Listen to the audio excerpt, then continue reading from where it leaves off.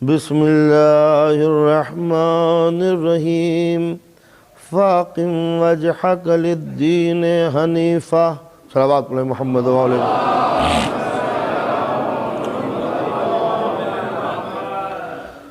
برادران ایمانی، کاروان گفتگو اس منزل تک کل پہنچا تھا کہ خلاق دو عالم نے زمین کی وسعتوں میں جس انسان کو اپنا نائب و خلیفہ و جانشین بنا کر بھیجا، وہ فطرت کا ایک عظیم شاہکار ماسٹر پیس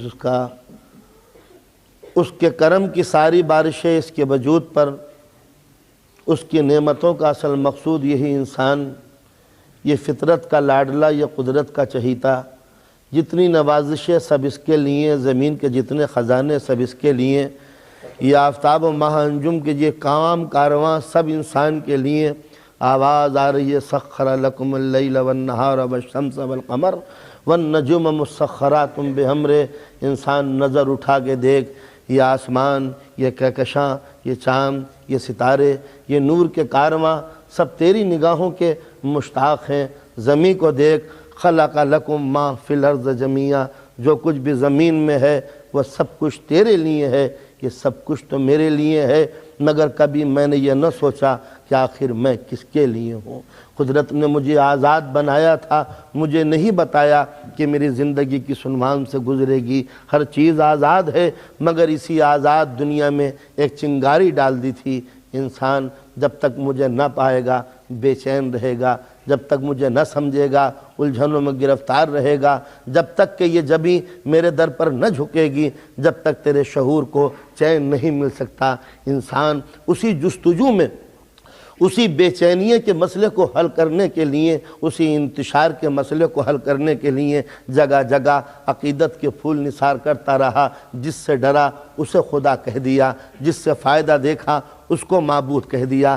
تشنہ لبی دریا نے دور کی تو بہتے ہوئے دریا کو خدا کہہ دیا۔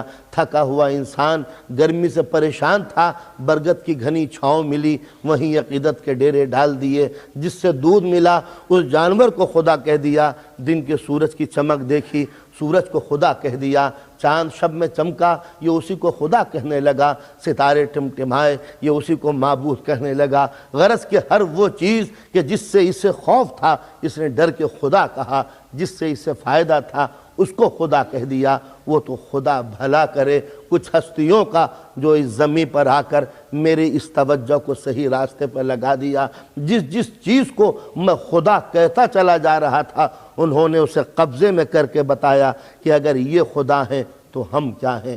بہتے ہوئے دریا پہ چل کے بتا دیا اگر یہ دریا ہی خدا تھا تو بتاؤ ہم کو کیا کہو گے۔ درخت کو بلا کے بتا دیا کہ اگر یہ برگد خدا ہے تو بلانے والے کو کیا کہو گے۔ ستارے کو دروازے پہ بلا کے بتایا اگر ستارہ خدا ہے تو بلوانے والے کو کیا کہو گے۔ چاند کو دو ٹکڑے کر کے بتایا اگر یہ خالق ہے تو دو ٹکڑے کرنے والے کو کیا کہو گے۔ سورج کو پلٹا کے بتایا اگر یہ خدا ہے تو ہمیں کیا کہو گے۔ میں تو ان کو بھی خدا کہہ دیتا مگر اچھا ہوا انہوں نے سر سجدے میں رکھ دیا۔ جب انہوں نے سر سجدے میں رکھا تو اب میں سوچنے لگا کہ اگر یہ خدا ہے تو وہ کون ہے کہ جس کو یہ خدا سجدہ کر رہے ہیں۔ تو جس وقت آگے بڑھ کے میں نے پوچھا یہ تم نے کس کا سجدہ کیا تو آواز دی اس معبود یکتا و حقیق واحد القہار کا، اس رب ذوالجلال کا کہ جو تمام کائنات کا پالنے والا ہے۔ اچھا تم کیا ہو؟ کہا عبد ہیں اس کے، اس لیے بھیجے گئے ہیں تاکہ تمہارے روح کا علاج کر سکیں۔ میری سمجھ میں منطق نہ آ سکی، لاجک عجیب و غریب قسم کی تھی۔ آواز دی یہ دیکھو تمہارا جسم دو حصوں سے مل کے بنا ہے، ایک مادہ ہے ایک روح ہے۔ جب اس مادے کو دکھ پہنچتا ہے تو دوائیاں زمین سے اگتی ہیں، اس مادے کو تکلیف ہوتی ہے تو دوائیاں یہاں سے آتی ہیں۔ جسم جب دکھ ستاتا ہے تو اسی زمین سے غذا پیدا ہوتی ہے، اسی زمین سے دوا پیدا ہوتی ہے۔ تو جب جسم کو بیماریاں لگتی ہیں تو زمین غذا دیتی ہے، دوا دیتی ہے، اور جب روح کو بیماریاں لگتی ہیں تو خدا آسمان سے ہادی پیدا کرتا ہے۔ صلوات پڑھیں محمد و آل محمد۔ تو یہ ہے اسلام کی مختصر سی کہانی کہ انسان نعمت قدوں میں بہک چکا تھا، یہاں رحمتوں کی بہتات کی بنا پر نظر بہک چکی تھی کہ کس کس کو خدا کہوں۔ سب سے بڑی پرابلم یہی تھی کہ خدا کو کوئی فکر نہ تھی، یہ جس کو چاہے خدا کہہ دیتا، چاہے یہ گائے کو خدا کہے یا برگد کے درخت کو خدا کہے، یہ 33 کروڑ بھگوانوں کو خدا کہے یا بچھو اور سانپ کو خدا کہے، یہ کچھوے اور ہاتھی کو خدا کہے یا بندر کو دانا دے، قدرت کو اس سے کوئی غرض نہ تھی، اس لیے کہ خدا ہے، چاہے میں اسے سجدہ کروں یا نہ کروں، میرے سجدوں کی کثرت اسے خدا نہیں بناتی، میرے سجدوں کے ووٹ اسے معبود نہیں بناتے۔ وہ دنیاوی کوئی لیڈر نہیں ہے جسے ووٹوں کی کثرت چیئر دلا دیتی ہے، وہ خدا ہے، چاہے پوری دنیا بغاوت پر اتر آئے، اس لیے کہ اس کے در کو میرے سر کی ضرورت نہیں ہے، میرے دکھے ہوئے سر کو اس کے در کی ضرورت ہے۔ اس کی خدائی میں کوئی اضافہ نہیں ہو جاتا اگر میں سجدہ ریز ہو جاؤں، اس کی خالقیت کے اندر کوئی کمال پیدا نہیں ہو جاتا اگر میں اس کی حمد و ثنا کرنے لگوں، اس لیے کہ میرا تھکا ہوا سر، یہ اچھٹتے ہوئے سجدے، یہ بے تکی نمازیں، یہ اچھٹتی ہوئی طبیعت، نہ روزوں میں مزہ ہے نہ حج میں۔ نماز پڑھتا ہوں تصور کبھی دکان کا، نماز پڑھتا ہوں خیال کبھی بچوں کا، سجدہ کرتا ہوں خیال کبھی نوکری کا، تو کیا خدا کا مقصود یہ اچھٹتے ہوئے سجدے ہیں جس میں سینکڑوں تمنائیں بلبلا رہی ہیں؟ تو اگر واقعاً وہ میرے سجدوں کا متمنی ہوتا، اسے میرے سجدوں کی ضرورت ہوتی، تو پیدا ہی اس طرح کرتا کہ یہ سر میرے سجدوں سے نہ اٹھتا، ہمیشہ اس کی حمد و ثنا کرتا، میری زبان کوئی بات نہ کہتی سوائے اس کی تعریف کے، جیسے فرشتوں کی بزم ہے جو جہاں کھڑا ہے وہ عبادت میں مشغول ہے، جو قیام میں ہے قیامت تک قیام میں رہے گا، جو فرشتہ رکوع میں ہے بس وہ رکوع ہی کرتا رہے گا، جو فرشتہ سجدے میں ہے اس کو سر اٹھانے کی مہلت نہیں، جو تشہد میں ہے اسے سلام پڑھنے کی اجازت نہیں، جو سلام میں ہے اسے کلام کرنے کی اجازت نہیں۔ تو عبادت وہ ہے کہ جہاں زندگی کی صبح آتی ہے اور زندگی کی شام گزر جاتی ہے، عبادت ختم نہیں ہوتی۔ تو کیا وہ میری عبادتوں کا متمنی تھا کہ جہاں ایک دل کے اندر نہ جانے کتنی حسرتیں، کتنی تمنائیں، کتنی آرزویں، کتنی خواہشات؟ تو ظاہر ہے کہ قدرت کا منشا یہ نہ تھا کہ میں اس کا سجدہ کروں اور اس کا مقصد پورا ہو جائے، منشا تھا جو پروگرام اس نے دیا ہے میں اس منزل پر چل سکوں۔ آواز صرف اتنی ہی آئی تھی، انسان میں چاہتا ہوں کہ تجھے اس منزل پہ لے جا کے رکھوں جہاں فرشتے بھی تجھ کو آگے سلام کرتے رہے۔ یہ وہ منزل تھے، میں نے کسی تقریر میں عرض کیا تھا کہ قدرت نے جہاں اور بہت سی مخلوق پیدا کی ہے وہاں دو پوائنٹ ہے، ایک فرشتہ ہے ایک جانور ہے، بیچ میں انسان ہے۔ یہ انسان اگر گرتا ہے تو جانور سے نیچے گر جائے گا، ابھرتا ہے تو فرشتوں سے آگے بڑھ جائے گا۔ اسلام اسی مقام کی جستجو دلانے کے لیے انسان کو آتا ہے۔ انسان تیری منزل جانوروں سے نیچے نہیں، یہ پوری تیری کائنات تیرے قبضے و تصرف میں ہے، اٹھ اور پوری کائنات پہ چھا جا، تیرے قدم منتظر ہو رہے ہیں آسمانوں کو، چھا جا اس کائنات و فضائے بسیط کے اوپر۔ یہ مقصود تھا انسان کا۔ تو قدرت یہ چاہتی تھی کہ انسان میری اطاعت، میری فرما برداری مجھ کو تسلیم کر لے۔ کیوں تسلیم کر لے؟ کہ اگر انسان نے اپنے ذہن میں مجھ کو نہ بٹھایا تو پھر یہ جگہ جگہ سینکڑوں خداؤں کو بٹھاتا پھرے گا۔ یہی میری تقریر کا ماحصل تھا کل تک۔ لہٰذا اگر اسلام نے عقیدت کے طاق میں، ذہن کے گوشے میں، احساس کی محراب میں، اپنی زندگی کے عبادت خانے میں خدا کے وجود کو تسلیم نہ کیا تو اب یہ سرحدوں میں بڑھ جائے گا، یہ نیشنلزم کے چکر میں پڑ جائے گا، یہ پروونشلزم کا قائل ہو جائے گا، یہاں زبانیں مسلط ہو جائیں گی، یہاں لیڈروں کو خدا کہے گا، قدم قدم پر یہ سر جھکاتا پھرے گا، اقتدار کے آگے ضمیر کو بیچے گا، دولت کی خاطر ایمان کو فروخت کر دے گا، چمکتی ہوئی تلواروں کے آگے ضمیر فروشی پر اتر آئے گا، لشکروں کی ہیبت اس کے دلوں پر کام ہو جائے گی، حکومت کی سطوت اس کے ذہن پر چھا جائے گی، یہ خوف و ہراس کا شکار بن جائے گا، اور میرا شاہکار اور دولت سے ڈر جائے میرے کمال کی توہین ہے۔ جس کو میں نے اشرف بنایا ہے وہ کسی طاقت سے ڈر جائے، یہ میرے کمال کی توہین ہے۔ اس لیے میں چاہتا ہوں کہ انسان انسانوں کے آگے نہ جھکے، معبود کے آگے جھک جائے۔ لہٰذا ضرورت تھی اس بات کی کہ کچھ ہستیاں آئیں دنیا میں جو دنیا کو بتا دے انسان تیرے سر کی بڑی قیمت ہے، تو اس لیے نہیں آیا کہ در بدر دوسروں کے آگے توہین اپنی کرتا پھرے۔ حد یہ ہو گئی کہ معصوم نے تو اپنی رسپیکٹ کی بھی ایک منزل بتا دی ہے۔ دیکھو ہماری ایسی تعظیم نہ کرنا کہ خدا میں اور ہم میں کوئی فرق نہ رہے۔ مولا کائنات چلے جا رہے کوفے میں، ایک شخص پیچھے پیچھے گھوڑے کے دوڑ رہا ہے۔ امام نے فرمایا یہ کیا کرتے ہو؟ نہج البلاغہ میں یہ جملے ہیں، یہ کیا کرتے ہو؟ کہا مولا ہم اپنے امیروں کی رسپیکٹ اسی طرح کیا کرتے ہیں کہ جب وہ گھوڑے پہ چلے تو ہم اس کے پیچھے پیچھے دوڑا کرتے ہیں۔ امام نے عجیب و غریب بات کہی، یاد رکھو اس سے انسانیت کی توہین ہوتی ہے۔ تو اندازہ لگائیے انسانیت کو کس منزل پہ لے جا کے رکھا کہ انسانیت کی انسلٹ ہوتی ہے۔ گویا معصوم کے پیچھے بھی تم اس طرح نہیں دوڑو گے کہ وقار انسانیت خاک میں مل جائے۔ تو جو معصوم اپنے پیچھے اس طرح غلاموں کی طرح انسانیت کو دوڑانا پسند نہ کرے، وہ اسلام کب پسند کرے گا کہ انسان کا سر خطا کار دولت کے اوپر دروازے پہ جا کے جھک جائے۔ یہ تھا اسلام کا سب سے بڑا احسان کہ انسان کے پیروں سے وہ تمام زنجیریں کاٹ دی تھی جن سے غلامی کا احساس پیدا ہوتا تھا۔ انسان بس تو میرا غلام ہے، میرا عبد ہے، باقی اس پوری دنیا کا آقا ہے۔ یہ تھا وہ اسلامی تصور، مگر انسان تماؤں میں گھرا ہوا، لالچوں کا شکار، خود فریبیوں میں مبتلا، قدم قدم پر مصیبتیں اپنے لیے پیدا کرتا چلا گیا۔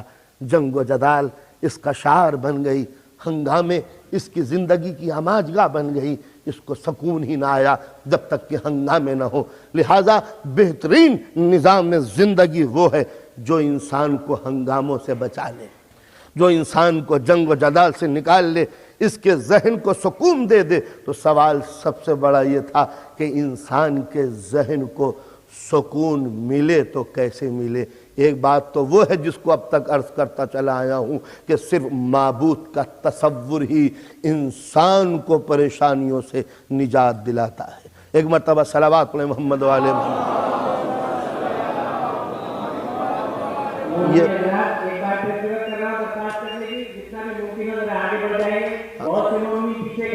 تشریف لے آئیے، جتنی بھی گنجائش ہو بڑھ جائیے، آپ کے بھائی بہت سے پریشان۔ کچھ رحلات آ جائیں، 10-12 کی گنجائش ہو سکتی ہے یہاں پر۔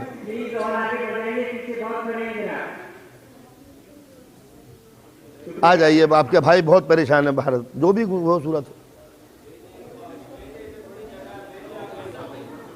کچھ ذرا اوپر آ جائیں۔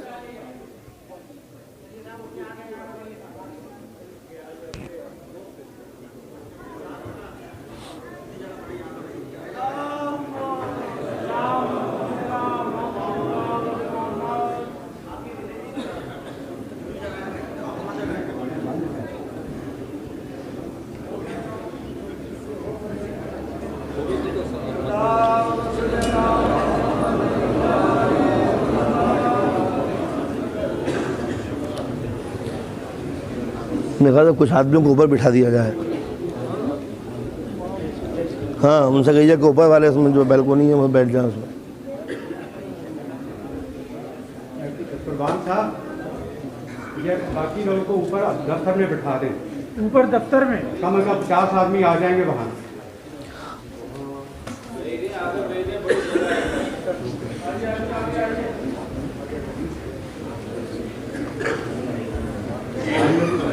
گاڑی روک دیں، رکنی نہیں چاہیے۔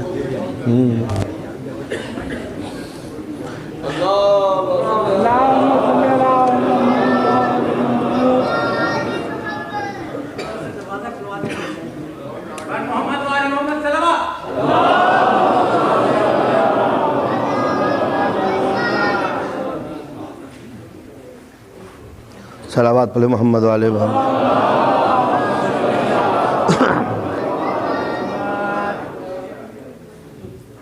کہ جناب شروع ہو جاؤں؟ ایک مرتبہ آواز بلند صلوات پڑھیں محمد و آل محمد۔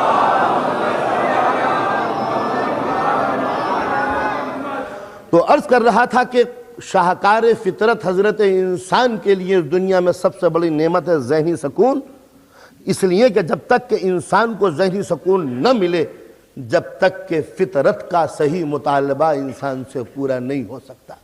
تو اب سوال یہ پیدا ہوتا ہے کہ بے چینیاں آئیں کہاں سے، الجھنیں آئیں کہاں سے، پریشانیاں نے سر کہاں سے اٹھایا؟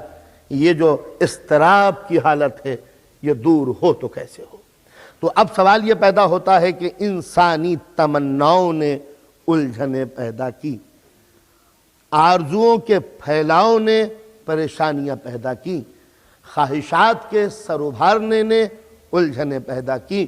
تو اب سوال یہ پیدا ہوتا ہے کیا خواہشات ختم کر دیں، دل میں کسی تمنا کے لیے پرمیشن نہ دیں، کوئی آرزو اس دنیا کی پوری نہ ہو، گھروں سے باہر نکل جائیں، جنگلوں میں زندگی گزاریں، کپڑے پہننے سے اگر الجھنیں ہوتی ہے تو برہے نہ رہیں، کھانے سے اگر پرابلم ہے تو کھانا کھانا چھوڑ دیں، بیوی کے مطالبات سے اگر تھک گئے ہو تو شادی ہی سے کنارہ کش ہو جائیں، بچوں کے ڈیمانڈز اگر پریشان کر رہی ہو تو بالکل کوئی پلاننگ کا سسٹم ایجاد کر لیں۔ کیا زندگی کا یہ مقصد ہے؟ آواز قطن نہیں۔ تو پھر قدرت چاہتی کیا ہے؟ اس لیے کہ اگر دنیا میں ملوث رہا، دنیا میں شامل ہوا تو یہ ساری الجھنیں ہیں۔ دنیا سے بھاگ جاؤں، آواز آتی ہے کفر کی زندگی ہے، لا رہبانیت فی الاسلام، یہ اسکیپزم ہمارے لیے گوارا نہیں ہے۔ اسی سماج میں، اسی دنیا میں، اسی کلچر میں، انہی بستیوں میں، اسی ٹاؤن میں رہو، سارے شور و غل ہنگامے ہو، لیکن فیصلہ ہو تو کیسے ہو، الجھنیں دور کیسے ہوئی؟ تو بندہ پرور بات صرف یہاں سے چلی تھی، تمناؤں کے پھیلاؤ سے، آرزوؤں کے آگے بڑھنے سے، تمناؤں کے پھیلنے سے، اچھاؤں کی بنا پر، ڈیمانڈز اینڈ وانٹس کی بنا پر انسان پریشانیوں کا شکار بنتا ہے۔ تو یہ تمنائیں کیا ہیں، آرزویں کیا ہیں، خواہشات کیا ہیں، کس کس چیز کو انسان چاہتا ہے؟ پتہ یہ چلا کہ اس کے پاس اچھا کپڑا ہو، اچھی گاڑی ہو، اچھا مکان ہو، اچھی دکان ہو، یہ چیزیں ہوں، وہ چیزیں ہوں، ان سب کی ایک طویل فہرست بنا لیجئے۔ جب لسٹ بنائیں گے تو سینکڑوں تمنائیں ہوں گی، اور ایسی ایسی تمنائیں کہ جس کے اوپر زندگی نثار ہو سکتی ہے۔ تو اب تمناؤں کی فہرست سنانا میں نہیں چاہتا، ہم تو صرف اس کو سمرائز کر کے دیکھنا چاہتے ہیں کہ ان تمناؤں کا مرکز کیا ہے، آرزوؤں کا محور کیا ہے، خواہشات کا مخرج کیا ہے، یہ تمام جو چیزیں پیدا ہو رہی ہیں ان کا منبع کیا ہے، سورس کیا ہے، پروڈکشن کہاں سے ابل رہی ہے۔ تو بندہ پرور دو چیزوں پہ جا کے بات رک جاتی ہے کہ یہ جتنی بھی برانچیں ہیں یہ دو روٹ سے پیدا ہوتی ہیں۔ ایک یہ کہ میں ہمیشہ زندہ رہوں، پہلی بات، چاہے انسان زبان سے نہ کہے لیکن دل میں تمنا یہی ہوتی ہے کہ میاں ابھی کیا ہے، ہمارے 60 برس کی عمر تو ہے۔ دل نہیں چاہتا کہ آدمی موت کی طرف کو آگے بڑھے۔ سفید بال ہوئے، کس کس طرح اس کو رنگنا شروع کیا ہے تاکہ پھر شباب پلٹ کے آئے۔ جس چیز میں کوئی کمی دیکھی کس طرح اس کو میک اپ شروع کیا ہے تاکہ کسی کو شبہ نہ ہو جائے کہ یہ جوانی کی گرتی ہوئی دیوار اب حسرتوں کا خاتمہ کر دے گی۔ تو آپ نے دیکھا انسان زیادہ سے زیادہ چاہے اس کو ایکسپلین نہ کرے، ورس میں نہ کہے، جملے نہ بیان کرے، مگر تمنا یہی ہے کہ کوئی مجھ پر تہمت ضعیفی نہ لگا دے، کہیں کسی کو شبہ نہ ہو جائے۔ رفتار میں اکڑ پن جب پیدا ہوتا ہے، جب ضعیفی کے آثار نمایاں ہوتے ہیں، آدمی اکڑ کے جب چلتا ہے کہ جب شباب کی سائیں دور ہونے لگتے ہیں، آدمی خضاب جب استعمال کرتا ہے کہ جب سفید بال چغلی کرنے لگتے ہیں کہ اب وہ بات گئی جو پہلے کسی تھی۔ تو آپ نے اندازہ لگایا انسان نے جتنی بھی آج کیمسٹری اور ڈاکٹری میں ترقی کی ہے، اس کا جو مرکز آپ جا کے دیکھیں گے تو یہ بیماریاں نہیں ہیں۔ بیماریوں کی بنا پر ڈاکٹری ایجاد نہیں ہوئی، جینے کی تمنا کی بنا پر ڈاکٹری ایجاد ہوئی ہے۔ جتنی بھی آج ڈاکٹری ہے، کہاں ڈاکٹر صاحب ہمارے، جو جتنے بھی ڈاکٹری کی آج یا کیمسٹری کی پیداوار ہوئی ہے، اس کا صرف ایک مقصد تھا کہ انسان ہمیشہ اس دنیا میں زندہ رہے۔ اس تمنا نے یہ ساری چیزیں پیدا کی ہیں۔ تمنا کوئی غلط نہیں ہے، میں نے کہہ دیا تھا کہ فطرت اللہ التی فطر الناس علیہا، یہ خدا کی فطرت ہے جو انسان کے اندر ڈال دی گئی ہے۔ تو یہ جینے کی تمنا جو ہے کہ میں ہمیشہ زندہ رہوں، اس تمنا نے یہ اس دنیا کو سنوارا ہے۔ اگر یہ باقی رہنے کی تمنا نہ ہوتی تو بلڈنگ کے بنوانے والے اب سے 100 برس پہلے جا چکے تھے، وہ خود فنا ہو گئے، مگر بلڈنگ کے آثار باقی ہیں۔ اہرام مصر جو ہے وہ آج بھی باقی ہے، تاج محل آج بھی باقی ہے، چاہے ممتاز محل کی ہڈیاں نہ ہو مگر آج بھی وہ سنگ مرمر کا حسین تاج محل باقی ہے۔ یہ کیا چیز ہے؟ یہ وہ دل میں تمنا ہے کہ ہم ہمیشہ باقی رہیں۔ تو معلوم یہ ہوا کہ پہلی الجھن انسان کے دماغ میں یہ ہے کہ میں ہمیشہ ہمیشہ اس دنیا میں زندہ رہوں، ایک پہلو۔ دوسری بات یہ کہ جو میں چاہوں وہی ہو جائے، میری چاہت کے پیمانے میں دنیا کی ہر چیز اترتی چلی جائے، میرا مکان اتنا بڑا ہو جائے، اتنا بڑا حال ہو۔ پہلے نائٹنگل لین میں بڑا بھاری امام باڑہ تھا، بھئی ٹھیک ہے پہلے چھوٹے سے بیسمنٹ میں کرتے تھے، اب یہ ادارہ ہم نے خرید لیا ہے، اگلے سال جو مجمع آیا تو ادارہ چھوٹا ہو گیا، بھئی ایک چرچ اور لے لو، ہائر کر لو اگر ویسا نہ ہو۔ ہم نے دیکھا مجمع زیادہ بڑھ گیا، کہا اس سے بھی کام نہیں بنتا، یہ لولا جان کا ہال لے لو، یہ بہت بڑا ہے، یہ کافی ہوگا۔ جب اس کے اندر بھی مجمع چھلکنے لگا، بھئی اپنا اپنا ہال لو، بڑا شاندار ایک ہال بن جائے گا، یہ کافی ہے، باقی 2 ہال ہیں وہ بیکار پڑے رہیں گے، ان کو کسی اور کام میں لے آئیں گے، دونوں مرد اور عورتیں ایک ہی حال میں بیٹھ کے اپنی مجلس کر لیا کریں گے۔ معلوم ہوا کہ ایک حال بھی بیکار ہوا، وہ 2 حال وہ بھی عورتوں کے کام میں آ گیا، بیسمنٹ میں بھی مجمع بھرا ہوا ہے۔ تو معلوم ہوا کہ تمنائیں بڑھتی چلی جا رہی ہیں اور پریشانیاں الجھتی چلی جا رہی ہیں۔ کہا 1 لاکھ پاؤنڈ خرچ ہو گیا مگر پھر بھی مجمع کے لیے جگہ نہ مل سکی، تو 2 لاکھ لاؤ، تو لانے کے لیے پریشانیاں، الجھنیں۔ لیکن یہ الجھنیں کیوں پیدا ہوئی؟ کہ جو ہم چاہتے ہیں وہی ہوتا چلا جائے۔ مجمع چاہتا ہے کہ ہم بھی سنیں اور ہم چاہتے ہیں کہ جگہ اور بھی ملے، تو یہ ساری الجھنیں کیوں ہیں؟ اس لیے کہ جو چاہتے ہیں وہی ہوتا چلا جائے۔ تو اس دنیا کے اندر 2 ہی کام کرنے والے ہیں، یہ سارے ایکٹ انہی کے ہیں کہ جن سے یہ ری ایکشن پھیلتا چلا جا رہا ہے۔ ایک کیا کہ ہمیشہ ہمیشہ اس دنیا میں رہے، دوسرا کیا کہ جو چاہتے چلے جائیں وہی ہوتا چلا جائے۔ اب بتاؤ ان 2 کا علاج کیا ہے؟ یا تو قدرت دماغ سے یہ دونوں چیزیں نکال لے، لیکن قدرت نکالنا نہیں چاہتی، اس لیے کہ پوری دنیا کی رونق انہی 2 جذبوں پر ہے۔ نکالے کہ تو اشرف المخلوقات کیسے رہوں گا؟ لہذا اس نے یہ چنگاریاں دی، جب دی تو حل کر، کہا حل بھی ہے، کہا اس دنیا میں کہ ممکن نہیں ہے، اس لیے کہ دنیا ہے محدود، لیمیٹڈ، اس کی ایک عمر معین ہے۔ اگر تم نے یہ سوچنا شروع کیا کہ ہم ہمیشہ باقی رہیں، ٹھیک ہے، وہی تمہارے ابا نے بھی سوچا ہوگا، وہی دادا جان نے بھی سوچا ہوگا، وہی بیٹا بھی سوچ رہا ہے، تو ایک چھوٹے سے مکان کے اندر اتنی تمنائیں کیسے پیدا ہوں گی؟ لہٰذا ضرورت ہوا کہ اس لیمیٹڈ ورلڈ کے اندر، اس محدود دنیا کے اندر تمنائیں بھی محدود ہوں۔ تو اب اصول کیا ہوا کہ محدود چیز میں محدود تمنائیں، لمیٹڈ چیز میں ان لمیٹڈ چیز جب ڈال دو گے تو ٹکراؤ پیدا ہوگا۔ اس حال کے اندر کیپیسٹی 800 آدمیوں کی ہے، جب اس کے اندر 1000 آدمی آ جائیں گے تو مجمع سڑک کے باہر جائے گا، جب سڑک کے باہر جائے گا ٹریفک کے پرابلم پیدا ہوگی، پولیس جو ہے نا کمپلین کرے گی، آپ کو جانا پڑے گا۔ تو یہ ہنگامہ کیوں ہوا؟ اس لیے کہ لمیٹڈ پلیس میں ان لمیٹڈ پبلک آ گئی۔ تو ہنگامہ جب ہوتا ہے کہ جب محدود چیز کے اندر لامحدود چیز آ جاتی ہے، یہ اصول ہے فلسفے کا۔ تو زندگی، یہ دنیا محدود ہے، اس کا ایک حجم ہے، کوانٹیٹی، مقدار، تعین، حدود، اس کے اندر لامحدود تمنائیں اگر پیدا ہوں گی تو ٹکراؤ پیدا ہوگا۔ تو اب کیا شکل ہو؟ یا تو انسان کے دماغ سے یہ دونوں جذبے نکال دو تو انسان ایک پتھر پڑا ہوا ہے راہ زندگی پر، ایک پتھر بے جان، اس کو پتھر ہی کہیں گے، اشرف المخلوقات نہیں کہیں گے۔ اس کو اشرف بنانے کے لیے جذبے دو، انجیکٹ کرو کہ تجھ کو تمنائیں پیدا کر دیں کہ میں ہمیشہ ہمیشہ رہوں اور جو چاہوں وہی ہو جائے۔ تو نتیجہ یہ ہوا کہ بغیر یہ 2 جذبے ڈالے ہوئے انسان اشرف نہیں بن سکتا، اور جب اشرف بنانے کے لیے یہ 2 جذبے دیے تو اب ٹکراؤ پیدا ہوا۔ میں اپنا مکان زیادہ لے لوں، کہا تم نہیں دو گے تو مار ڈالوں گا، کیا سمجھتے ہو میرے ساتھ پاور ہے، میرے ساتھ قبیلہ ہے، میرے ساتھ آدمی ہے، میرے پاس فورس ہے، میرے پاس پیسہ ہے۔ نتیجہ یہ ہوا کہ ٹکراؤ پیدا ہوا۔ کیوں ٹکراؤ پیدا ہوا؟ میری تمنا کی تسکین و تکمیل کے لیے۔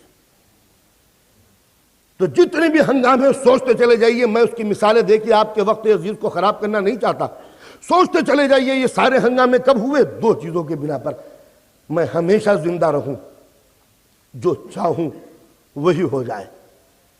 اسلام نے کہا یہ دونوں آرزویں باقی رکھنا، ہم اسے ختم نہیں کریں گے، ریموو نہیں کریں گے، ڈیمولش نہیں کریں گے، ہم اسے باقی رکھیں گے۔ ان دونوں تمناؤں کو ہم اور بڑھائیں گے۔ تم ہمیشہ باقی رہو، تم جو چاہو وہی ہوگا۔ اسلام جو میں چاہوں وہی ہوگا؟ کہاں کہ جب تک میں زندہ رہنا چاہوں؟ کہاں ہم تمہیں زندہ رکھیں گے، ہمیشہ ہمیشہ زندہ رکھیں گے، اور جو تم چاہو گے وہی ہوگا۔ جب اس نے یہ پرومس کر لیا کہ جو میں چاہوں گا وہی ہوگا، ہمیشہ ہمیشہ زندہ رہوں گا، کہا کیسے؟ کہا اس محدود دنیا میں نہیں، اس دنیا کے علاوہ ایک اور ہم دنیا بنائیں گے۔ اس دنیا میں جانے کے لیے تمہیں یہاں کچھ کام کرنے پڑیں گے۔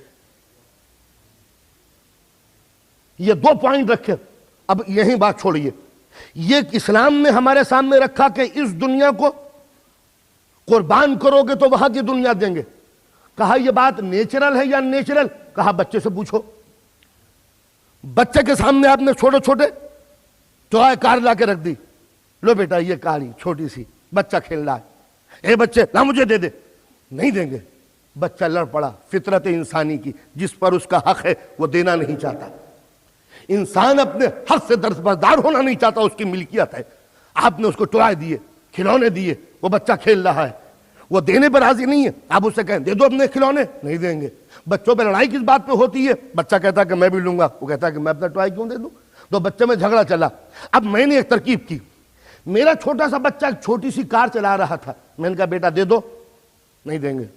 میں نے ایک اتنی بڑی کار بیٹری سے چلنے والی، بیٹا ہم تمہیں یہ دیں گے اگر تم یہ دے دو گے۔ بتائیے فطرت انسانی کیا ہے؟ بڑی آسانی سے چھوٹی کار دے دیتا ہے، کیوں؟ بڑی کار لینے کے لیے۔ آپ نے اندازہ لگایا دنیا کے ہنگامے کم کرو۔ کہا کیسے؟ کہا یہاں پوری تمہاری ڈیمانڈ نہیں کریں گے، وہاں پوری ڈیمانڈ کریں گے۔ کہا وہاں ڈیمانڈ کیسے کریں گے؟ کہ خالدین فیہا، ہمیشہ ہمیشہ زندہ رہو گے، اور جو چاہو گے وہی ہو جائے گا۔ جنت نام ہے اس سکون اور نعمتوں کا کہ تم چاہتے چلے جاؤ، قدرت دیتی چلی جائے گی۔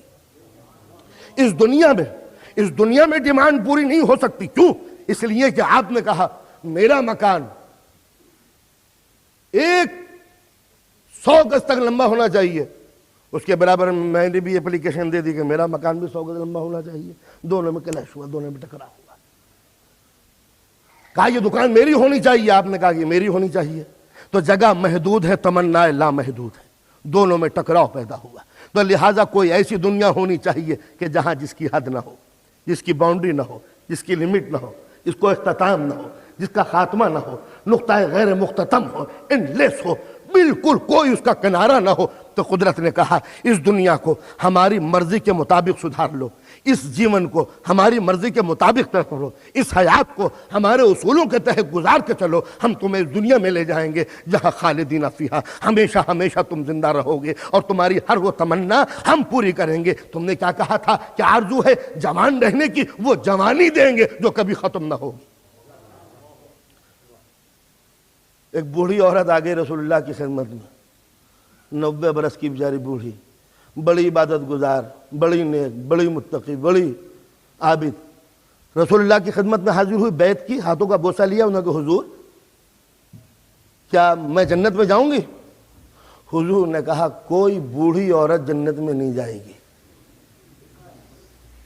بیچاری یہ تو مر گئی، روتی ہوئی اٹھی، اپنے شوہر سے کہا پڑھے جاؤ نماز، کچھ نہیں ہوگا۔ کیا مطلب؟ رسول اللہ نے کہہ دیا کہ کوئی بوڑھی عورت جنت میں نہیں جائے گی۔ تو اگر پگلی ہوئی ہے، بوڑھی عورت کو کہا ہوگا، بوڑھے مرد کو تھوڑی کہا ہوگا۔ اب یہ پھر گیا، حضور میں آیا ہوں، میں جنت میں جاؤں گا۔ کوئی بوڑھا مرد جنت میں نہیں جائے گا۔ اب تو یہ دونوں رونے لگے۔ اب جو گزر رہا ہے پوچھ رہا ہے کیا بات ہے، کیوں رو رہے ہو؟ کہ رسول اللہ نے فرمایا نہ کوئی بوڑھا مرد جائے گا، نہ بوڑھی عورت جائے گی۔ جتنے بھی مدینے کے بوڑھے تھے سب سر پکڑ کے رونے لگے کہ گئے پھر اسلام، بوڑھے کا فائدہ کیا ہوا اسلام لانے کا؟ جب دیکھا کہ یہ بوڑھا کانفرنس سب رو رہی ہے تو ان کو بلایا، کیا بات ہے؟ انہوں نے کہا حضور آپ نے فرما دیا کہ کوئی بوڑھا جنت میں نہیں جائے گا، کوئی بوڑھی جنت میں نہیں جائے گی، سوچ رہے ہیں نماز کیوں پڑھے، روزہ کیوں رکھیں، یہ کیوں کریں، نیکیوں کیوں کریں؟ آپ نے فرمایا میں نے صحیح کہا ہے، نہ کوئی بوڑھا مرد جائے گا، نہ کوئی بوڑھی عورت جائے گی۔ تب سب اور رو پڑے۔ نہ کہ رکو، یاد رکھو جنت بڑھاپے کی جگہ نہیں ہے، جوانی کی جگہ ہے۔ جب تم جب جنت کی منزل میں قدم رکھو گے، جو بوڑھا ہوگا وہ جوان ہو جائے گا۔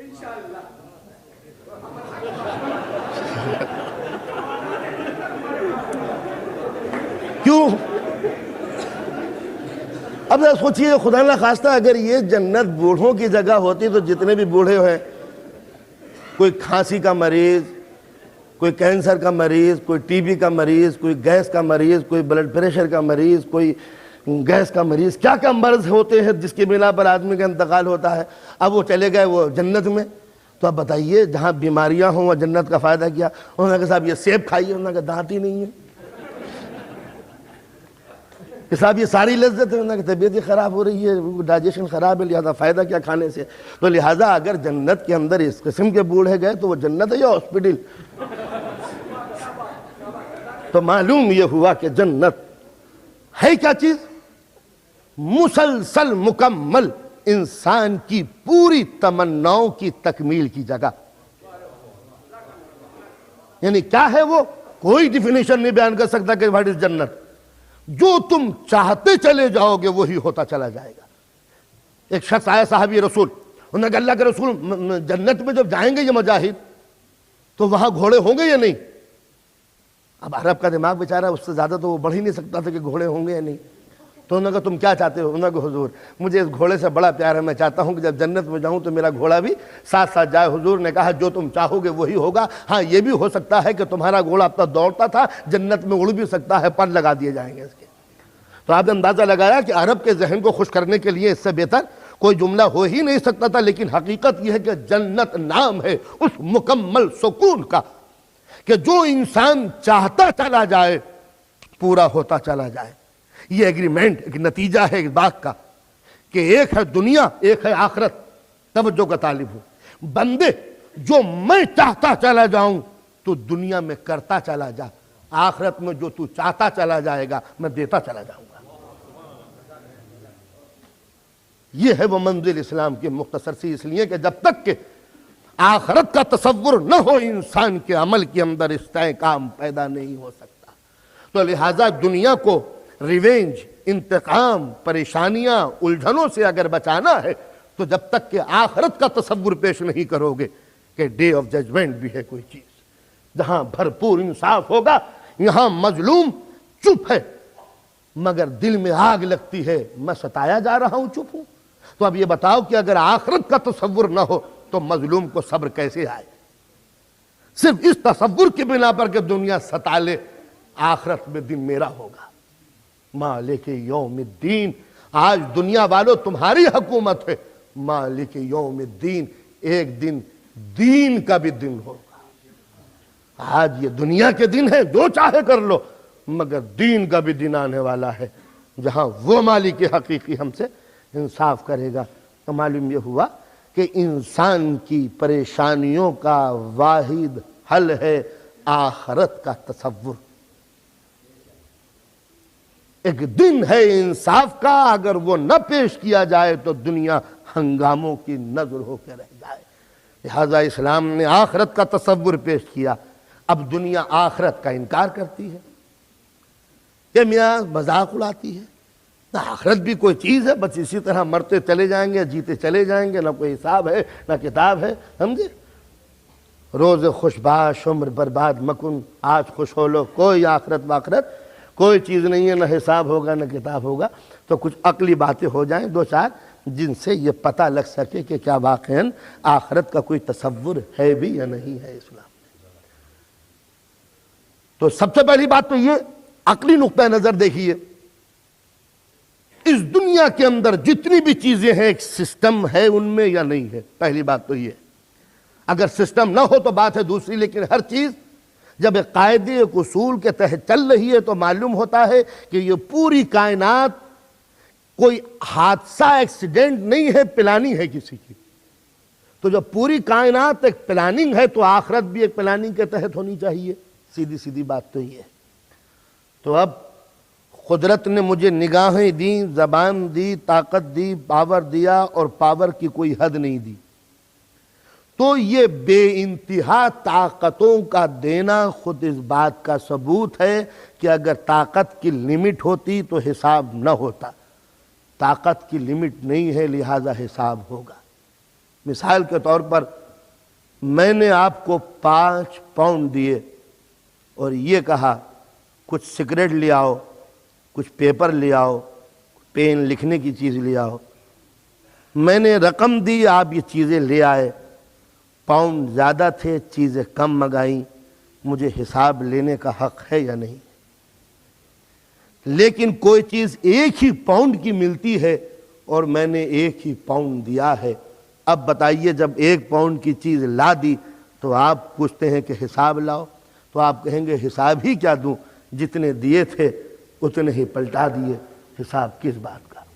تو اگر چیزیں لمٹ میں ہو تب تو یہ مانا جائے، تسلیم کیا جائے کہ کوئی حساب نہیں ہوگا.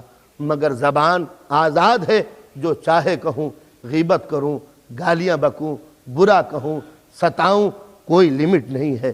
آنکھیں جو چاہے دیکھوں، اچھا بھی دیکھوں، برا بھی دیکھوں، کوئی حد نہیں ہے. ایسا نہیں ہے کہ اچھی چیزوں کو نگاہ دیکھتی ہو، بری چیزیں آئیں تو خود بخود یہ شٹر بند ہو جائیں اور کوئی دیکھ نہ سکوں. کان آزاد ہے، جو چاہے سنوں، چاہے اچھی بات سنوں یا بری بات سنوں. تو یہ بتاؤ کانوں پر حساب ہونا چاہیے یا نہیں؟ ہاتھ آزاد ہے، جو چاہے کروں، اچھا بھی کروں، برا بھی کروں. بتاؤ جب ہاتھ بے قابو ہیں تو کوئی حساب ہونا چاہیے بھی یا نہیں؟ تمنائیں بے حد ہیں، لمٹ میں نہیں ہیں. ظاہر ہے کہ یہ تمناؤں کا کوئی حساب ہونا چاہیے یا نہیں؟ تو یہ زندگی کی نعمتوں کی بہتات خود ایک بات کا ثبوت ہے کہ اتنی نعمتیں ہیں کہ جس کا دل چاہتا ہے کہ واقعی حساب کتاب ہوگا. آئیے دوسرا ثبوت دوں.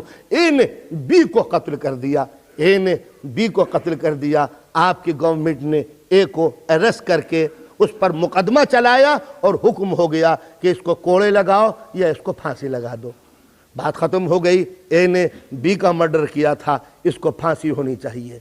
اے نے 2 آدمیوں کا مرڈر کیا، بتاؤ عدالت کیا کہتی ہے؟ آپ کہیں گے پھانسی دے دو.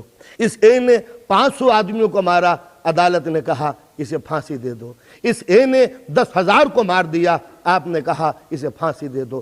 ہٹلر نے لاکھوں کروڑوں کو مروا دیا، آپ نے کہا اسے پھانسی دے دو. یہ کون سا انصاف ہوا؟ 1 آدمی کو مارا تب بھی 1 پھانسی، 2 آدمیوں کو مارا تب بھی 1 پھانسی، 10,000 کو مارا تب بھی 1 پھانسی. دل کہتا ہے انصاف نہیں ہوا. ہم نے عدالت سے پوچھا کہ یہ کیسا تمہارا انصاف ہے کہ 1 کا قاتل بھی 1 پھانسی، 10 کا قاتل بھی 1 پھانسی، 1000 کا قاتل بھی 1 پھانسی. تو عدالت کہے گی ہم مجبور ہیں. 1 مرتبہ پھانسی دینے کے بعد مجرم اتنا دور چلا جاتا ہے کہ ہماری گرفت میں نہیں آتا، لہٰذا ہمیں مجبوری ہے. تو عقل کہتی ہے کوئی نہ کوئی ایسی عدالت ضرور ہونی چاہیے جو زندہ کر کر کے مار سکے، جو مار مار کے زندہ کر سکے. جب تک کہ مطابق جرم سزا نہ دے، جب تک کہ عقل ماننے کے لیے تیار نہیں. تو بتائیے عقل کہتی ہے یا نہیں کہتی کہ کوئی نہ کوئی جرم ہونا چاہیے؟ اے نے بی کا مرڈر کیا. اس بی کے ایک بیوی ہے، کچھ بچے ہیں، کوئی سرپرست نہیں، بیوہ زندگی گزارتی ہے. کس طرح زندگی میں دکھ آئے، کس طرح مصیبتیں آئیں، اس کا ذمہ دار کون؟ اے. اس کے بچے یتیم ہوئے، تعلیم پا نہ سکے، غلط لائن پہ گئے، جرم کیا، زندگی خراب ہوئی، اس کا ذمہ دار کون؟ اے. تو اب ظاہر ہے دنیا پھانسی دے کے چھٹ گئی، مگر اس گناہوں کا ریفلیکشن کس کے ذمہ ہوگا؟ تو کوئی ایسی عدالت ہونی چاہیے جو جرم کے مطابق سزا دے سکے. اے نے بی کو قتل کیا، 1 فائر کرنے کے بعد بی مر گیا، مگر اس کے دل میں نفرت کا جذبہ باقی رہا. لاش کو جلایا، ٹکڑے کیا، لاش کی توہین کی، اور نہ جانے کیا کیا کر سکتا تھا، مگر لاش میں گنجائش نہ دیکھی، خاموش ہو گیا. تو دفعتاً 1 فائر کر کے بھی آپ نے پھانسی دے دی، اور جو بے پناہ ظلم کر رہا ہے اس کو بھی آپ نے پھانسی دے دی. تو آپ یہی کہیں گے جرم کی کوانٹیٹی ہمیں نہیں معلوم، لہٰذا ہم جرم کے مطابق سزا نہیں دے سکتے. تو کوئی ایسی عدالت ہو جو ذہن کو پڑھ کے سزا دے، جرم کو دیکھ کے سزا نہ دے، جو دل کی گہرائیوں میں اتر جائے کہ تمہارے دل میں کیا کیا پروگرام تھا. یہ تو مر کے بیچارہ دور ہو گیا، ورنہ تم تو نہ جانے کیا کرنے والے تھے. تو یہ اندازہ اس سے لگایا جا سکتا ہے کہ کوئی نہ کوئی عدالت ایسی ہونی چاہیے. میں مصیبتوں سے تنگ آ کر میں نے سوسائڈ کرنے کے لیے سوچا, خودکشی کر لوں. میں ایک مرتبہ دریا پہ برج پر گیا تاکہ ڈوب کے زندگی اپنی پریشانیوں سے نجات دلا دینا چاہوں. الجھن کی بنا پر, الجھنوں کی بنا پر میں چاہتا تھا کہ جم کر جاؤں. جیسے ہی جم کرنے والا تھا, ایک مرتبہ پولیس نے پیچھے سے آ کے میری شیروانی کا کالر پکڑ لیا. کیا ارادے ہیں؟ کہا ڈوب مرنے کے. کہا چلو اب تم پر مقدمہ چلایا جائے گا. دنیاوی عدالتیں کتنی نادان ہیں جو ناکامی جرم پر سزا دیتی ہیں. اب اس کو کس طرح میں سمجھاؤں؟ جرم کی ناکامی پر سزا دیتی ہیں. چونکہ میں جرم نہ کر سکا لہذا سزا. تو اگر ڈوب جاتا تو کون سزا دیتا؟ تو نہ ڈوب سکا اس لیے گرفتار, اور ڈوب جاتا تو اس پار. تو دنیاوی عدالتیں اس کو سزا دیتی ہیں جو ان کی مٹھی میں آ جائے, اور جو مٹھی سے ادھر چلا جائے تو دنیاوی عدالت اس کے ساتھ کچھ نہیں کر سکتی. تو عقل بھی کہتی ہے کہ کوئی ایسی عدالت ہونی چاہیے جو ڈوبے ہوئے کو نکال کر اپنی عدالت میں لے آئے. تو اب یہ بتائیے کہ آخرت ہونی چاہیے یا نہیں ہونی چاہیے؟ کوئی ڈے آف ججمنٹ ہونا چاہیے یا نہیں ہونا چاہیے؟ کوئی انصاف کا مقام ہونا چاہیے یا نہیں ہونا چاہیے؟ کوئی ایسی جگہ ہو کہ جہاں پر آدمی اپنے گناہوں کا اقرار کر سکے ہی نہیں کر سکے؟ تو اب کیا ہو دنیا میں جو سکون رہ سکے؟ تو اب پھر بچے کی طرف کو آؤ. اس لیے کہ فطرت الہی تو ہمیں بچے کے پاس ملے گی. تو یہ بتائیے کہ بچہ کنٹرول میں کیسے رہتا ہے؟ اسکول میں کیا ہے؟ جاؤ گے تو یہ ہم دیں گے, اور نہ جاؤ گے تو پیٹیں گے. یہ ہے بچے کی فطرت کہ لالچ کی طرف بڑھتا ہے یا خوف کی بنا پر کام کرتا ہے. دو ہی چیزیں تو ہیں, یا تو ڈر یا لالچ. اگر اسکول نہ گئے تو پٹیں گے, اور اسکول گئے تو پاس ہوں گے, مٹھائی ملے گی, خوش ہوں گے. تو دو ہی چیزیں ہیں انسان سے کام کرانے کی, خوف اور لالچ. جو کنجوس حکومتیں ہوتی ہیں وہ صرف ڈراتی ہیں, فائدہ نہیں پہنچاتی. شراب پیو گے تو پیٹیں گے, چوری کرو گے تو پیٹیں گے, زنا کرو گے تو پیٹیں گے, قتل کرو گے تو یہ کریں گے, یہ کرو گے تو وہ کریں گے. اچھا اگر شراب نہ پیے تو کیا دو گے؟ کیا کچھ بھی نہیں دیں گے. کہا قتل کرو گے تو پیٹیں گے, اچھا قتل نہ کیا تو کیا کرو گے؟ جھوٹ بولے گے تو سزا دیں گے, اچھا ہم سچ بولیں گے تو کیا انعام دو گے؟ کیا انعام نہیں دیں گے. کیوں؟ اس لیے کہ خزانہ خالی ہو جائے گا. تو دنیاوی عدالت صرف نگیٹو لائن کو چپ چلتی ہیں. کوئی غلط چلے گا تو ماریں گے, اور صحیح چلے گا تو انعام نہیں دو گے؟ انہوں نے کہ نہیں انعام نہیں دیں گے. تو بتائیے ادھوری عدالتیں ہیں ہی نہیں. فطرت انسانی نگیٹو اور پوزیٹو دونوں ہے. کام جب کریں گے, غلط کریں تو سزا دو, اچھا کریں تو فائدہ دو. تو وہ حکومتیں کتنی کنجوس ہیں جو سزا تو دیتی ہیں, انعام نہیں دیتی. قدرت نے کہا ان کو خزانوں کے ختم ہونے کا ڈر ہے. اس حکومت سے سوال کرو جس کے خزانے کبھی ختم نہیں ہوتے. کہا تم کیا کرو گے؟ کہا جرم کرو گے تو دوزخ, اور نیکیاں کرو گے تو جنت. جو گناہوں سے بچے گا اسے انعام دیں گے, جو گناہ کرے گا اسے سزا دیں گے. چلے جا رہے ہیں, بہت بڑا ہم نے اسٹور دیکھا, سامان بکھرے ہوئے ہیں. ہم انڈیا کے رہنے والے, ہم نے کہاں دیکھا تھا وہاں تو ہر سامان پہ ایک آدمی بیٹھا ہوا ہے. ہم نے دیکھا کہ پورے اسٹور کے اندر کوئی نہیں ہے, سمجھے خالی مشینیں جو ہے نا کچھ ادھر گھوم رہی ہیں. ایک مرتبہ ہم نے اٹھا کے اپنے لمبی سی شیروانی کے اندر بات رکھ لی. جرم ہوا, یہاں الگ ہوئی بات, وہاں کی الگ گئی. لیکن ایک مرتبہ ہاتھ آگے بڑھا, چوری کرے نہیں, کوئی نہیں دیکھ رہا, کوئی نہیں ہے, نہ دائیں نہ بائیں, قبا بہت لمبی ہے, بات دیکھی نہیں جا سکتی, کوئی نہیں دیکھے گا, کوئی نہیں پکڑے گا, کوئی نہیں مارک کرے گا. دل سے آواز آئی, ہاں کوئی نہیں دیکھے گا, ایک ہے جو دیکھ رہا ہے, ایک ہے جو دیکھ رہا ہے. ہم نے چھوڑ دیا, پیچھے ہٹ گئے. تو قانون کی سزا سے بچ گئے, لیکن انعام بھی کچھ نہیں ملا, گھر آ گئے خالی جیب.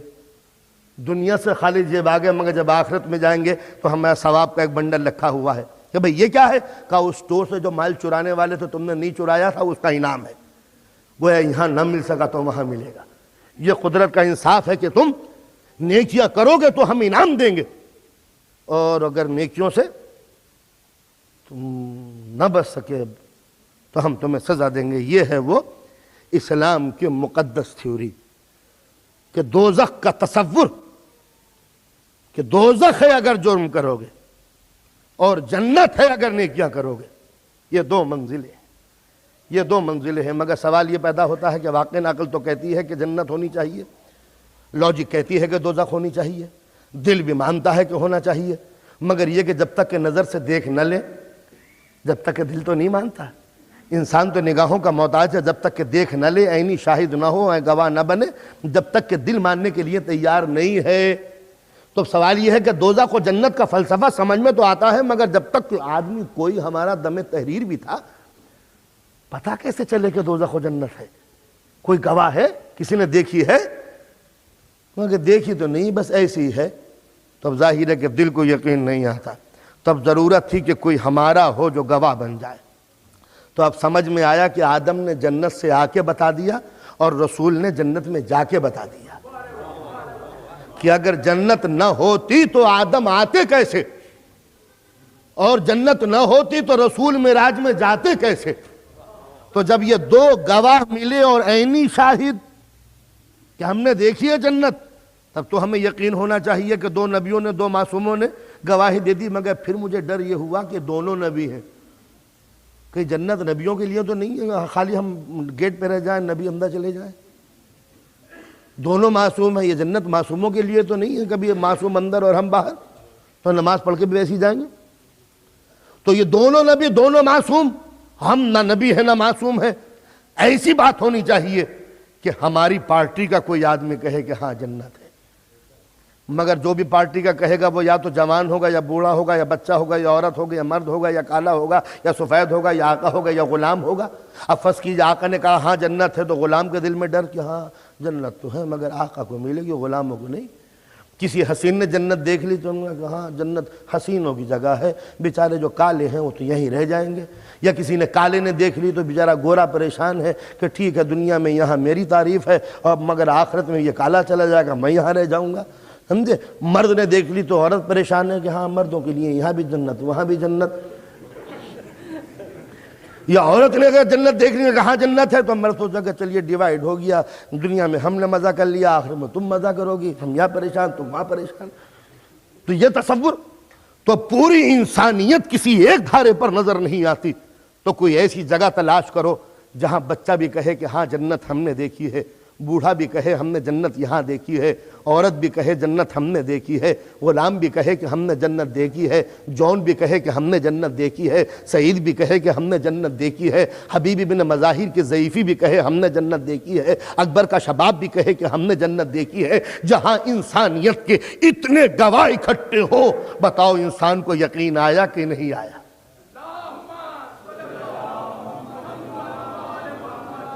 تو کربلا جنت کی یقین دہانی کا آخری مارکہ ہے، جہاں انسانیت کو اتنے عینی گواہ مل گئے جتنے گواہ نبیوں میں نہ مل سکے، ائمہ میں نہ مل سکے۔ وہ رات، شب عاشور، وہ بھیانک رات جس میں ایک مولا نے ایک وسیع خیمہ لگایا، شمع روشن ہے، روشنی پھیلی ہوئی، حسین کی نگاہوں کے سامنے حسین کے 72 سورما، کوئی جوان ہے، کوئی بوڑھا، کوئی بچہ ہے، کوئی ضعیف، کوئی آقا ہے، کوئی غلام، کوئی جون جیسا سیاہ فام، کوئی اکبر جیسا حسین۔ زندگی کے جتنے روپ ہو سکتے ہیں وہ سب کربلا میں۔ مولا نے تقریر شروع کی، جاؤ رات کی تاریکی سے فائدہ اٹھاؤ اور اپنے اپنے گھروں کو چلے جاؤ۔ عجیب جملہ کہہ دیا، دیکھو یزید کا کوئی سپاہی تم سے کچھ نہ کہے گا، یہ سب میرے جان کے دشمن ہیں، جاؤ چلے جاؤ، جاؤ چلے جاؤ، کوئی تمہارا دشمن نہیں، سب میری جان کے دشمن ہیں۔ مولا نے کہہ دیا جاؤ چلے جاؤ، اور کوئی نہیں جاتا۔ پورا رسول کی جنگوں کو دیکھیے، نبی نے پلٹ کے دیکھا تو کوئی نہیں تھا، اور حسین یہاں کہہ رہے ہیں جاؤ، سر جھکائے بیٹھے، تم جاتے کیوں نہیں؟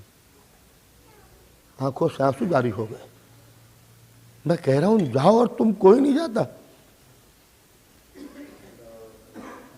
مرتبہ جملے بدلے مولا نے، کیا اس لیے نہیں جاتے کہ سماج میں ذلت کا ڈر ہے؟ تم جا کے بدنام ہو جاؤ گے، ذلیل ہو جاؤ گے، دنیا تم کو تانا دے گی کہ نبی کے لال کو چھوڑ کے چلے آئے، تو لو میں تمہارے لیے راستہ صاف کیے دیتا ہوں، تم خود جاؤ اور میرے اہل بیت میں جو جانا چاہے اس کا ہاتھ پکڑ کے لے جاؤ، تاکہ یہ بہانہ مل سکے ہم خود نہیں آئے، نبی کے بچوں کو بچانے کے لیے آ گئے۔ جو جہاں تھا وہ سر جھکائے بیٹھا رہا۔ کیا اس لیے نہیں جاتے کہ آخرت میں تم سے سوال ہوگا، روز محشر تم سے سوال ہوگا؟ تو لو بحیثیت امام میں تمہیں یقین دلاتا ہوں، آخرت میں تم سے کوئی کچھ نہ پوچھے گا۔ اللہ کی قسم یہ وہی کہہ سکتا ہے کہ جس کے ہاتھوں میں جنت کی سرداری ہو۔ کبھی دنیا والا یہ نہیں کہہ سکتا کہ آخرت میں تم سے کچھ نہ پوچھا جائے گا۔ تو جملے کا مفہوم ہی یہ ہوا کہ آخرت میں جو پوچھنے والے ہوں گے وہ امام ہوں گے۔ میں تمہیں یقین دلاتا ہوں کہ آخرت میں تم سے کوئی سوال نہ کرے گا، جاؤ اٹھ جاؤ۔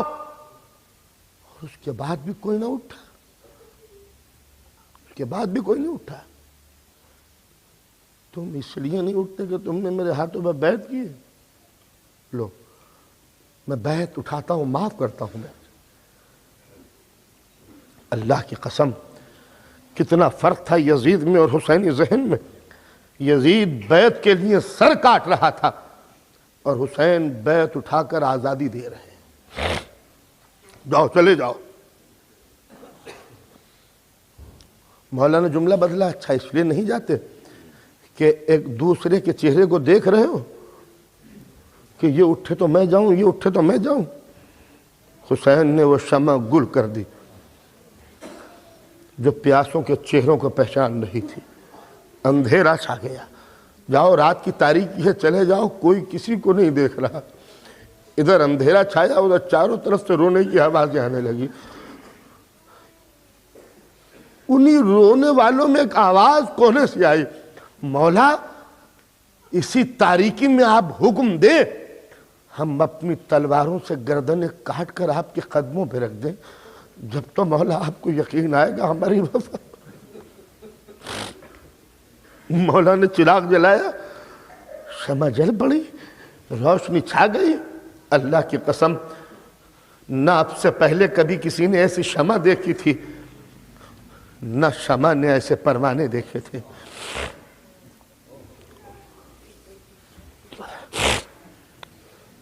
شمع جلی، اب پوچھ رہے ہیں تم لوگ جاتے کیوں نہیں؟ آواز آئی، مولا کب تک آزمائیے گا، مولا کب تک آزمائیے گا؟ بس جب یہ جملے سنے ایک نے کہا، مولا 70 مرتبہ مارے جائیں، لاش کے ٹکڑے ٹکڑے ہو، ٹکڑوں کو جلا کے راکھ بنا دیا جائے، راکھ کو ہوا میں بکھیر دیا جائے، تو جس ذرے سے پوچھئے گا آپ کا جانثار نکلے گا۔ جب یہ جملے سنے مولا نے آغوش پھیلا دیا، آؤ حبیب آؤ، حبیب آؤ، حبیب آگے بڑھے، میرے سینے سے لگ جاؤ۔ حبیب آگے بڑھے، مولا کے سینے سے لگے، سینے سے بھیج کے کہتے ہیں، حبیب حبیب جیسے صحابی مجھے ملے میرے نانا کو نہیں ملے، میرے بابا کو ایسے صحابی نہیں ملے، میرے بھائی حسن کو نہیں ملے ایسے صحابی۔ حبیب لو میری انگلیوں کے درمیان دیکھو۔ اب مولا نے انگلیوں کو فاصلہ دیا اور حبیب دیکھنے لگے، مولا جنت دیکھ رہا ہوں، جنت دیکھ رہا ہوں، سعید آؤ۔ مولا میں اپنی جنت دیکھ رہا ہوں، جون آؤ۔ ایک حسینی آتا چلا گیا، مولا کی 2 انگلیوں کے درمیان اپنی اپنی جنت دیکھتے چلے گئے۔ یہ تھے وہ کربلا کے 72 شاہد جنہوں نے زمین پہ جنت بلا لی۔ اللہ کی قسم یہاں نبیوں نے تمنا کی ہے جنت میں جانے کی، اور کربلا میں جنت نے تمنا کی ہے کربلا میں اترنے کی۔ کتنا فرق ہو گیا حسینی جنت میں اور دنیا کی جنت میں۔ آج جنت مشتاق ہے کربلا پہ آنے کی، اس لیے کہ ایسے حسین جنت والے کہاں دیکھے تھے۔ یہ ہے وہ کربلا کا مارکا، یہ ہے وہ کربلا کے مجاہد۔ اسی رات میں حسین نے آگے آواز دی تھی، قاسم آؤ، قاسم آؤ، میرے نزدیک آؤ۔ 13 برس کا جوان قاسم آگے بڑھا۔ قاسم دل میں کیا پاتے ہو؟ کہا چچا چچا مرنے کی تمنا ہے۔ کہا موت کو کیسا پاتے ہو؟ کہا چچا شہد سے زیادہ میٹھا۔ یہ 13 برس کا قاسم، تو جب 13 برس کا قاسم مرنے کے لیے اس طرح تیار ہے تو وہ اکبر کڑیل جوان اکبر، حسین کی تمناؤں کا مرکز اکبر، رسول کی زندہ تصویر اکبر، زینب نے جسے 18 برس پالا ہے وہ اکبر۔ گھر بھر کی نگاہیں اکبر کی طرف اڑ جاتی ہیں۔ مدینے کے جس گلی سے گزرتے تھے لوگ ہاتھ اٹھاتے تھے، دیکھو یہ نبوت کی جوانی جا رہی ہے، اتنا حسین کہ جس نے رسول کی جوانی نہ دیکھی وہ آج دیکھ لے۔ وہ روزے عاشور مولا کے آگے ہاتھ جوڑے کھڑا ہے، بابا مجھے مرنے کی اجازت دی جائے۔ مولا کیا جواب دے؟ سر جھکا لیا۔ اکبر اجازت اس سے مانگو جس نے پالا ہے۔ جب یہ جملے کہا اس سے اجازت اس سے مانگو جس نے پالا ہے، علی اکبر بیٹھ گئے۔ علی اکبر جاؤ۔ کہا پھوپھی اماں سے اجازت کس طرح لوں؟ بابا ڈر لگتا ہے، اگر شہزادی نے منع کر دیا تو کون منائے گا بابا؟ کہا بیٹا کچھ بھی کرو زینب کو راضی کرو۔ علی اکبر گئے تو زانو ہو کے بیٹھ گئے۔ پھوپھی نے سر پہ ہاتھ پھیرنا شروع کیا۔ اکبر کچھ کہنا چاہتے ہو؟ اکبر نے نظر اٹھائی، حسین آنکھوں میں آنسو تیرنے لگے۔ اکبر کیا چاہتے ہو پھوپھی مر جائے، میری زندگی میں آنسو؟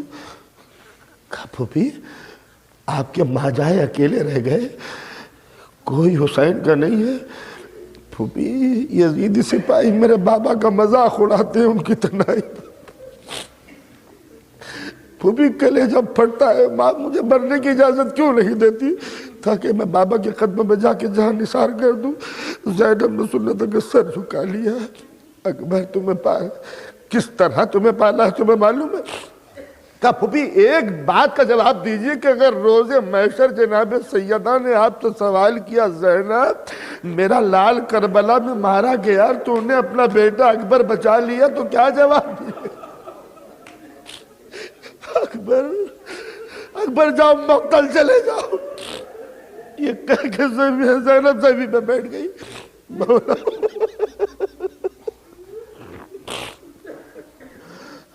امام آئے، زینب دل چھوٹا کر رہی ہو، اکبر کو میرے دولہا بناؤ، اکبر کے سر پہ رسول کا امامہ باندھو۔ یہ تو خوشی کا وقت ہے جناب زینب، حکم امام ملا، رسول کا امامہ علی اکبر کے سر پہ لا کے رکھا، خود پہنایا، رسول کی زیرہ پہنائی، جوشن لا کے باندھے، اور ایک مرتبہ سر سے لے کے پیر تک علی اکبر کو رسول کے لباس میں دیکھ کر زینب نے سجدہ شکر کیا، اور ایک مرتبہ حسین نے ہاتھ اٹھا دیے، پالنے والے گواہ رہنا اس اکبر کو بھیج رہا ہوں جو سیرت و صورت میں تیرے رسول جیسا۔ اے خدایا، ارے جب میں اپنے نانا کی زیارت کرنا چاہتا تھا علی اکبر کو دیکھا کرتا۔ علی اکبر سلائے جنگ پہن کے تیار ہوئے، راوی کہتا ہے میں نے دیکھا کہ مولا کے خیام کا پردہ کبھی اٹھتا ہے کبھی گرتا ہے، پردہ کبھی اٹھا کبھی گرا۔ میں نے سوال کیا کسی حسین کے ساتھی سے، ارے یہ پردہ بار بار کیوں اٹھتا ہے کیوں گر جاتا ہے؟ کہا تم کو نہیں معلوم، جب علی اکبر باہر جاتے ہیں کبھی کبرا پکڑ لیتی ہے، کبھی سکینہ قدموں سے لپٹ جاتی ہے۔ اے بھیا میدان کربلا میں جو گیا ہے واپس نہیں آیا۔ اجرکم اللہ۔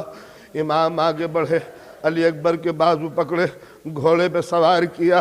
ایک مرتبہ علی اکبر نے ایڑ دی، یہ رسول کا شباب، یہ علی کی جوانی، یہ 18 برس کا سن، یہ حسین کا جاباز بیٹا، یہ عباس کا تیار کیا ہوا مجاہد شیر ایک مرتبہ دشمن کی صفوں پہ ٹوٹ پڑا، لیکن جناب علی اکبر جب میدان جنگ جا رہے ہیں تو ایک مرتبہ شہزادے نے محسوس کیا کہ پیچھے پیچھے کوئی آ رہا ہے۔ اب جو پلٹ کے دیکھا تو کیا دیکھتے ہیں، بوڑھا باپ دوڑتا ہوا چلا رہا ہے۔ تاریخ کا ایک جملہ سنیں گے، تاریخ میں مورخ نے لکھا ہے جیسے جیسے علی اکبر کا گھوڑا تیز دوڑتا تھا حسین تیز دوڑتے چلے جاتے تھے۔ علی اکبر نے گھوڑا روکا، گھوڑے سے اترے، ہاتھ باندھ کے کھڑے ہو گئے، بابا آپ نے مجھے اجازت دے دی تھی، یہ آپ پیچھے پیچھے کیوں آ رہے ہیں؟ عجیب جملہ کہا ہے، اے اولاد والو خدا تمہارے زیر سایہ تمہارے جوان بیٹے پروان چڑھے۔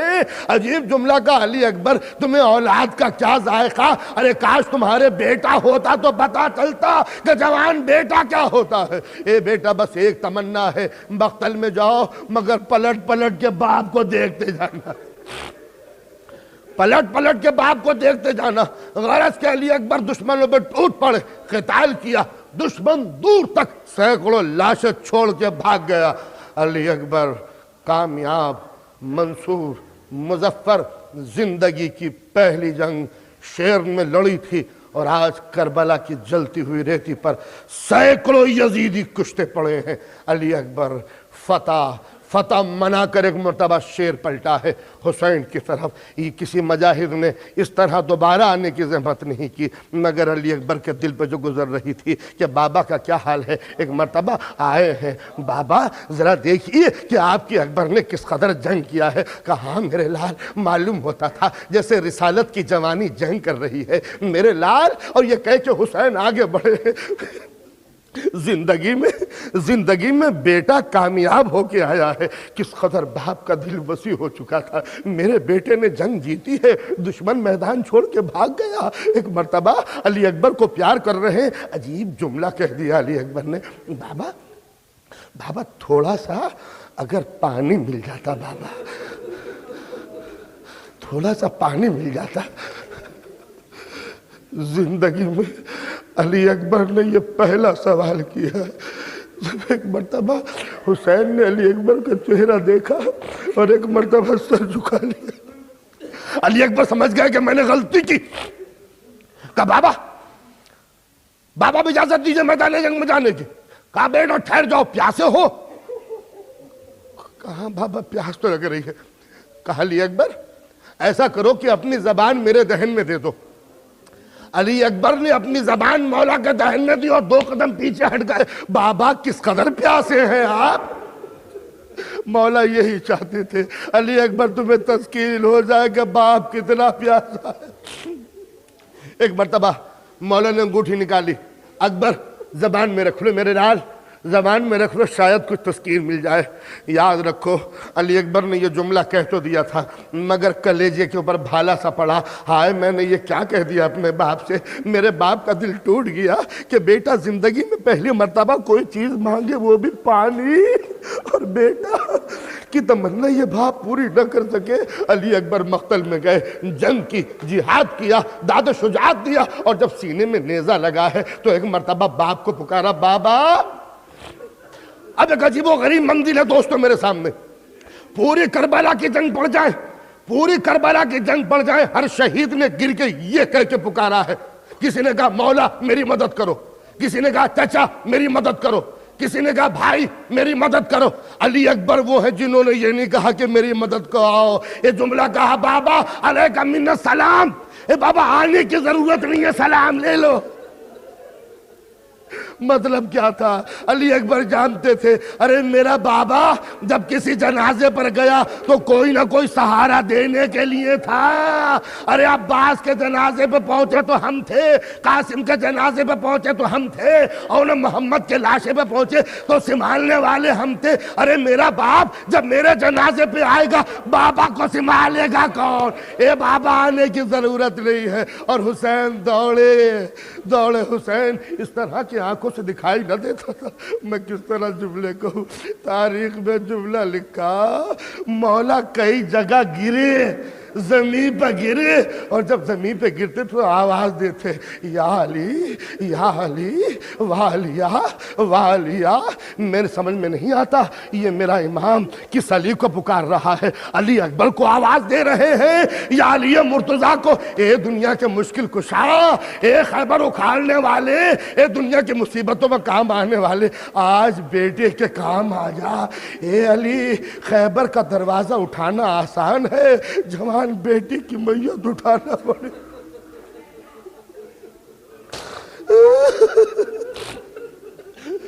والیا۔ اور ایک مرتبہ حسین علی اکبر کے جنازے پہ پہنچے۔ ایک روایت ہے، عرض کر رہا ہوں، ایک مرتبہ دھندلاہٹ، اندھیرا چھایا ہوا ہے، ایک جوان سینے میں نیزہ لگے ہوا تڑپ رہا ہے، اینڑیاں رگڑ رہے ہیں، آواز دے رہے ہیں والیا میرے اکبر، ارے فوج والو، کیا میرا اکبر تم میں مارا گیا؟ ارے میرے شیر کی کچھ تمہیں خبر ہے؟ آواز آئی بابا آپ چلے آئے، ہاں میرے لال میں آ گیا۔ اے اکبر ایک مرتبہ اور بولو تاکہ پتہ چلے تم ہو کدھر ہو۔ علی اکبر نظر کچھ نہیں آتا۔ علی اکبر نے پھر آواز دی بابا میرے نزدیک آ جائیے۔ بوڑھا باپ آگے بڑھا، جوان بیٹا سینے میں ایک نیزہ، خدا کسی بوڑھے باپ کو یہ منظر نہ دکھائے۔ اکبر خیر تو ہے، بس وہ جملہ وہ نہیں ادا کر سکتا کہ بوڑھے باپ نے علی اکبر کے سینے سے نیزہ کس طرح اتارا، کس طرح نکالا۔ بس جب نیزہ نکالا، ایک مرتبہ علی اکبر کا جسم کانپ جاتا تھا، حسین چھوڑ دیتے تھے، پھر نیزہ نکالتے تھے، علی اکبر تڑپتے، حسین چھوڑ دیتے تھے۔ ایک مرتبہ حسین نے آنکھیں بند کی، نیزے پہ ہاتھ رکھا، یا علی یا علی یا علی کہہ کے ایک مرتبہ نیزہ اتارا۔ ایک مرتبہ جملہ کہا، علی اکبر نے بابا اے بابا اب وہ منظر نزدیک ہے، رسول اللہ جام کوثر لے کے آئے ہیں، بابا اب میں پیاسا نہیں ہوں۔ آپ نے سمجھا یہ جملہ کیوں کہا تھا؟ ارے علی اکبر نے پانی مانگ کر باپ کا دل توڑ دیا تھا۔ اے بابا اب پیاسا نہیں ہوں، رسول اللہ سامنے کھڑے ہیں، میری جد ماجدہ فاطمہ علی مرتضیٰ میں